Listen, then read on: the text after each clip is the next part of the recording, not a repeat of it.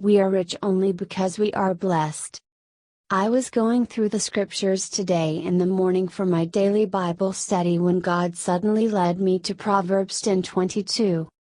The blessing of the Lord maketh rich, and he adds no sorrow with it.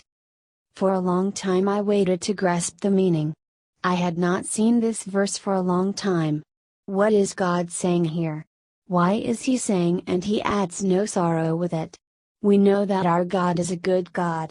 When he gives us his blessing, he empowers us to prosper with his blessing. We are rich in both health and in wealth in our daily lives. Even our children do well. Then why sorrow? Why does he have to emphasize that he adds no sorrow with his blessing? Friends, there are actually two economies operating simultaneously in the world today. The first is God's way of doing things from the beginning in the chapter on Genesis.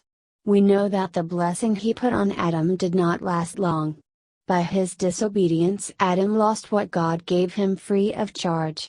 The blessing had turned into a curse which many of us have to bear even today.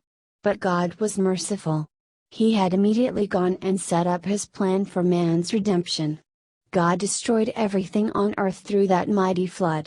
But he spared Noah and his sons Shem, Ham and Japheth and allowed them to carry on with the mankind race.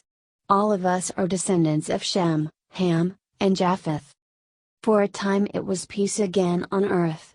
Be fruitful, multiply and replenish the earth, Genesis 9:1, was working perfectly well. We were all blessed. But soon it was trouble again. Noah's sons Ham and Japheth went about disobeying God and established what we know today as the Babylonian system of economy of man trying to meet his needs without God. Noah's other son Shem followed God, obeyed God.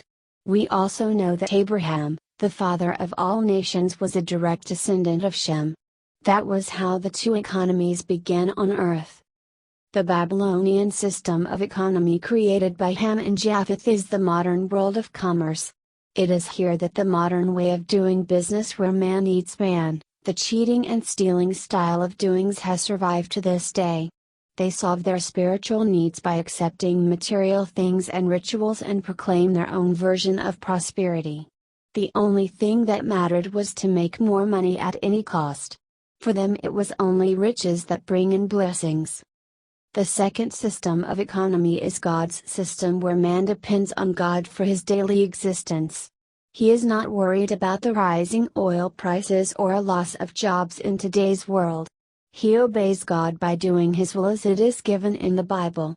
He is never worried about losing his job or having no money. Why? He depends on God for his needs. The blessing that came from Shem to Abraham and to all the Jewish people was given to all mankind when Jesus died on that cross and rose again on the third day. We do not really have to worry about our jobs for existence because we are all always on assignment. We go where God instructs us to be. We are not concerned about our salaries anymore. In the God's system we use our salary money as seeds for tithes and offerings. We get our harvest sometimes more than 100-fold. We are not subject to the world system that Ham and Japheth started. Remember, we have the Holy Spirit to guide us all the way. Our blessing can allow us to prosper and live without sorrow at any time anywhere. The size of our bank balance should not be a concern at all. We do not have to work for jobs to pay our bills. In other words, we are blessed not because we are rich. We are really rich only because we are blessed. Friends, this can be mighty revelation to all of us who are worried about the way the world is functioning today. It will take the load of our backs. I remember that famous quote of that funny and yet mighty man of God. When asked what Jesse Duplantis did for a living, he jokingly replied, "I make my living by giving." He gave his money away regularly to people as God directed him. And we have seen God has blessed Jesse. He has recently bought another airplane. Is this not a great way to live? We now know that God never adds sorrow with his blessing. Proverbs 10:22 is fulfilled.